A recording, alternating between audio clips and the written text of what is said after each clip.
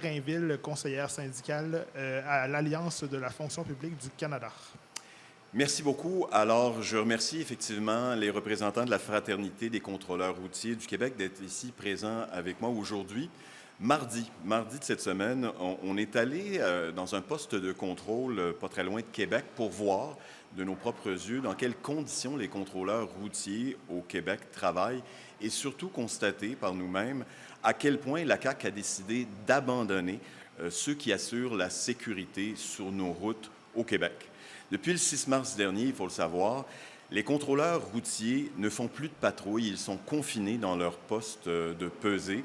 Ils ne peuvent plus faire d'interception en raison d'un jugement qui a été rendu par le tribunal administratif du travail, le jugement qui est catégorique. Il dit ceci: on envoie le personnel de contrôle routier du Québec faire des interventions dangereuses avec un équipement insuffisant, des interceptions où on n'accepterait jamais que des policiers ou des policières soient déployés sans l'arme de service, sans formation adéquate. Par conséquent, le tribunal administratif a interdit formellement aux contrôleurs de faire ce pourquoi ils sont payés, ce pourquoi ils sont embauchés, c'est-à-dire assurer la conformité des poids lourds, entre autres, mais il y a aussi les autobus, les autocars, tous les camions de livraison, les taxis, les Uber, qui permettent évidemment, à travers leur travail, d'assurer la sécurité sur nos routes, la sécurité de tous les automobilistes. Ça fait déjà 7 mois, ou presque, qu'on a cette situation-là et le gouvernement n'a strictement rien fait. C'est silence radio de son côté. Il refuse toujours de fournir une arme de service aux contrôleurs routiers pour les renvoyer sur la route. J'aimerais vous citer le premier ministre lors du remaniement ministériel il y a quelques jours. Et il nous a dit, et je cite, « Assurer la sécurité des citoyens, ça reste une des responsabilités centrales de tous les gouvernements. » Alors, qu'attend le gouvernement pour assurer la sécurité sur les routes du Québec?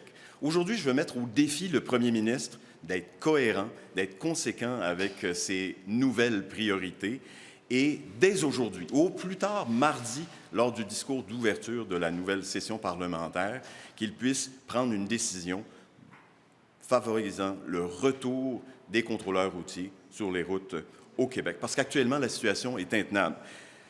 On n'arrête plus personne sur la patrouille. Il y a 70% des interceptions qui ne sont plus faites parce que les contrôleurs ne patrouillent plus. Des poids lourds qui n'arrêtent même pas. On est allé au poste, puis on nous racontait que des poids lourds décident de passer tout droit, sans s'arrêter, en klaxonnant pour narguer les contrôleurs routiers.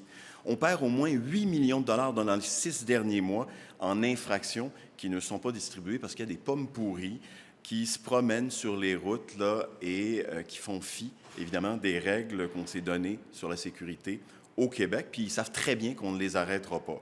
Les camions en surcharge se promènent soit en contournant les postes de pesée, ou carrément en ne s'arrêtant pas aux postes de pesée, alors qu'ils savent très bien que c'est le Far West actuellement.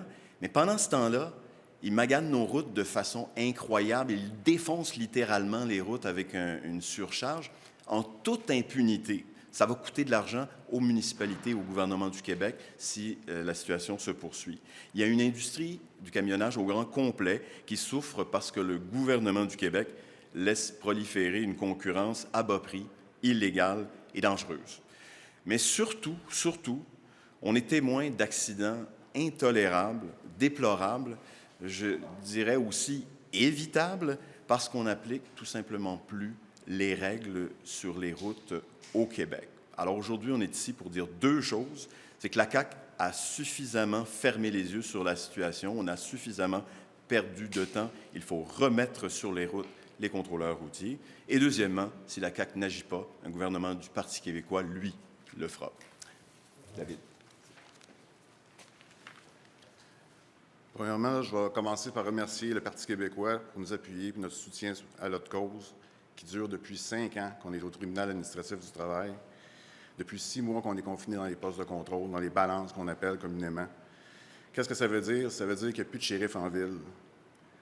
Plus aucun contrôle des surcharges, des dimensions, des heures de conduite, de l'arrimage des cargaisons, des taxis, des Uber, des autobus scolaires, des autobus nolisés, des remorqueurs des véhicules agricoles et des véhicules agricoles. Plus aucune surveillance des ponts et viaducs à tonnage limité. Les contrevenants peuvent passer droit aux balances ou encore emprunter n'importe quel chemin de contournement sans crainte de se faire intercepter. Il n'y a plus personne de formé qui a l'expertise de surveiller les matières dangereuses au tunnel Louis-Hippolyte-Lafontaine. Avant, on exerçait une surveillance 24 heures sur 24, 7 jours par semaine. On aurait pu tout éviter ça. En avril 2024, la ministre Guilbeault nous avait contactés pour nous dire qu'elle procédait à l'armement des contrôleurs. 2 semaines plus tard, tout était cancellé. La raison était que le gouvernement voulait attendre le jugement. On a tout fait pour contacter le bureau du PM pour expliquer la situation puis que ça allait causer des problèmes sur les routes du Québec, sur le réseau routier en entier. 12 mois plus tard, le jugement tombe. 27 dérogations. Fin des patrouilles. On assiste à la naissance d'un comité formé d'une armée de fonctionnaires qui ont pour mission de régler les dérogations. Aujourd'hui, 6 mois plus tard, il y en a 0 de réglé. Je peux vous garantir qu'on aurait évité ce qui s'est passé sur les routes du Québec si l'entente avait eu lieu après le 1er avril 2024. Aujourd'hui, les contrôleurs, ce qu'ils veulent, c'est retourner sur la route, faire leur mission, assurer la sécurité routière des gens avec les mêmes équipements que leurs confrères agents de la paix du Québec, soit les agents correctionnels, les agents de la Fonde, les constables spéciaux. Il faut ramener la loi et l'ordre sur les routes du Québec le plus tôt possible. Là, pour les contrôleurs, là, ça ne clique plus du tout. Merci. Si vous avez des questions, M. Gauthier, moi-même ou les membres de la fraternité pourront répondre.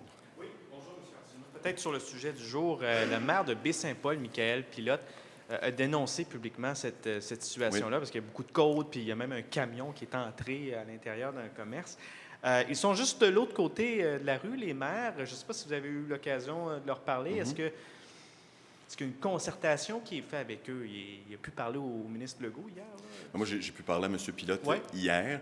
Je sais qu'il a passé le message à M. Legault. Est-ce que le message va être entendu? Est-ce qu'on va passer à l'action?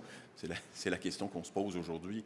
Mais vous entendrez aujourd'hui les chefs des différentes oppositions s'adresser aux membres de la Fédération québécoise des municipalités. Je suis certain qu'au-delà des affaires municipales, il y a des affaires qui concernent la sécurité routière sur les routes du Québec qui sera un thème qui sera vraisemblablement abordé. OK. Sur un autre sujet, la possibilité d'avoir un péage sur le 3e lien, M. Arsenault, ça fait beaucoup réagir à Gatineau aujourd'hui. Qu'est-ce que vous pensez de ça, vous, au Parti québécois? Vous parlez du 3e lien? Oui, pardon. Oui. Très intéressant, cette nouvelle. Le gouvernement est incapable maintenant de défendre son projet sur le plan financier dans ses propres rangs. Si on annonce aujourd'hui qu'on regarde la possibilité d'un péage, c'est tout simplement ce que le gouvernement réalise, que les sommes pharaoniques qui seraient nécessaires pour construire un 3e lien ne sont pas disponibles. Sans compter le fait que le projet sur le plan technique, jusqu'à preuve du contraire, il n'est pas réalisable. Et sur le plan de son utilité, ça n'a jamais été démontré. Tout ça pendant qu'on n'arrive pas à construire des écoles, à rénover nos hôpitaux, puis à donner les services de santé à la population du Québec. Alors, tout le monde sait ça. À la CAQ, on était encore, je dirais, dans l'ignorance de ces conclusions-là de la population, d'une vaste majorité de la population. Aujourd'hui, si le gouvernement dit ça, c'est pas pour convaincre les Québécois, c'est pour convaincre ses propres députés que peut-être que ça ne coûtera pas si cher que ça si on continue à entretenir cette fable électoraliste-là. Mais le projet, vous le savez, il est mort-né. J'aimerais revenir d'abord sur le sujet du jour, s'il vous plaît. M. Arsenault. Il y a des camionneurs qui ont sorti aussi la semaine, en début de semaine, en réalité. On s'attendait à ce qu'on bloque les ponts, à ce que les routes soient bloquées, que ce soit un gros casse-tête, un gros mal de tête pour les automobilistes. Ça n'a pas nécessairement été le cas. Est-ce qu'il faudrait augmenter les moyens de pression pour que le message se fasse entendre? Parce qu'on dirait que le message ne passe pas auprès du gouvernement. Mais vous savez que les camionneurs vivent une période de crise. C'est extrêmement difficile, concurrence déloyale et ainsi de suite. Mais nous, ce qu'on dit aujourd'hui, c'est que la première étape, c'est qu'il faut rétablir le contrôle routier. Il faut rétablir de l'ordre dans l'industrie du camionnage. Et c'est pour ça que les gens ici disent la première étape, c'est de rétablir les patrouilles, donc de permettre aux contrôleurs de faire leur travail. La deuxième étape, évidemment, c'est de mettre de l'ordre dans l'industrie où il y a, comme on le sait, là, des camionneurs qui se promènent sur les routes sans avoir les compétences nécessaires pour à la fois veiller à l'entretien de leurs camions, mais surtout d'assurer la sécurité là, de leurs mastodontes face à la circulation qui est importante. Est-ce que les invités derrière vous, si c'est possible de Oui, répondre à ma question, absolument. toujours sur le sujet du jour, j'aurai une autre question par la suite, mais avez-vous confiance, parce que là, il y a un nouveau ministère, un nouveau ministre au transport, qui est M. Julien. Est-ce que vous avez confiance que ça peut changer éventuellement, ou selon vous, ça vient d'en haut, tout ça? Écoutez, on avait beaucoup de discussions avec la ministre Guilbeault auparavant, mais ça s'est arrêté à des discussions. Donc, on va attendre d'avoir des choses concrètes, parce que pour le moment, nous, on n'a rien de concret. Vous expliquez comment que ça ne bouge pas, cette situation-là? On ne se l'explique pas, parce que ça n'a aucun sens, présentement. Donc, ce qui se passe sur les routes, ça aurait dû bouger, ça fait longtemps. Durant les 5 années, là, on aurait dû pouvoir avoir une entente pour pouvoir se prévenir qu'on arrive à des dérogations, qu'on soit pris avec ça, à régler chaque dérogation avant de pouvoir tourner sur la route. Merci beaucoup. Je vais juste rajouter, pour avoir rencontré des agents là, de la paix, des contrôleurs routiers, qui sont de l'âge de mes enfants, puis qui disent, moi, à chaque fois que je vais travailler là, depuis 5 ans, là, je risque ma vie. Puis le gouvernement me lance comme ça là, dans la fosse au lion, avec un bâton télescopique puis du poivre de Cayenne. On fait des interceptions de véhicules qui transportent du matériel volé, du matériel de contrebande, de la drogue. Et le gouvernement reste les bras croisés. Il y a un jugement du tribunal administratif du travail qui tombe, qui dit c'est dangereux pour ces gens-là. Le gouvernement fait quoi? Il se croise les bras, puis il dit ben, on va voir ce qu'on pourrait peut-être faire, mais pendant ce temps-là, on l'a oublié de le mentionner, il va contester la décision du tribunal administratif du travail. Donc, la logique gouvernementale à l'heure actuelle, corrigez-moi si je me trompe, c'est de dire on va contester cette décision-là qui est catégorique. On met la vie des contrôleurs routiers en danger, mais on va se battre devant le tribunal pour s'assurer qu'on puisse les retourner au travail sans qu'on leur permette de se protéger, sans qu'on leur permette non plus de faire leur travail adéquatement en affirmant leur autorité. C'est insensé. C'est absolument insensé. M. Rodriguez a répondu à votre chef hier concernant le référendum sur la laïcité au sein de vos membres, M. Arsenault. Et je le cite, le chef du Parti libéral. « Je refuse qu'on enseigne à nos enfants que la différence est un problème. L'école doit être un lieu d'ouverture, pas d'exclusion. » Vous répondez quoi au chef libéral?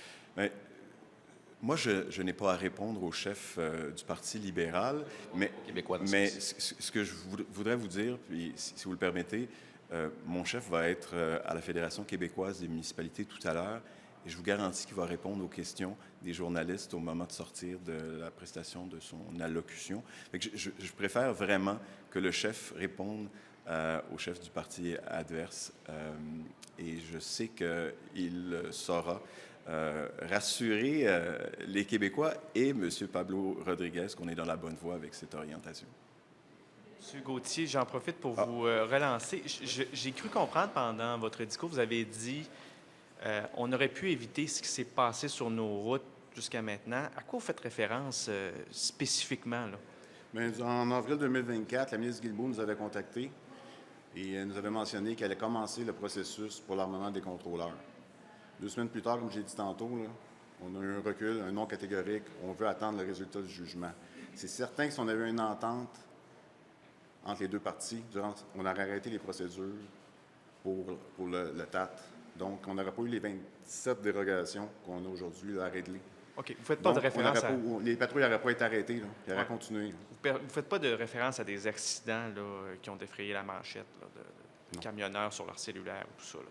Bien, c'est certain que si on est sur la route, là, il y a un aspect préventif de ce qu'on fait. Là. Donc, c'est ça. On n'est plus là. On est juste au poste de contrôle. Donc, il y a 0 patrouille à la grandeur du Québec. Merci.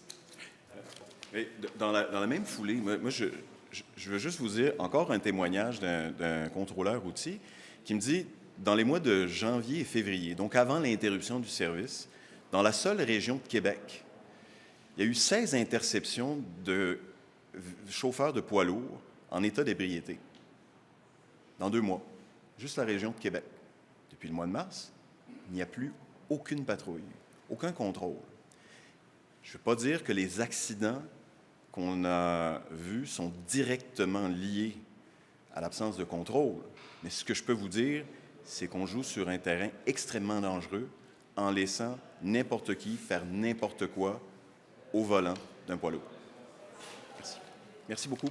Merci beaucoup. C'est ce qui conclut ce point presse.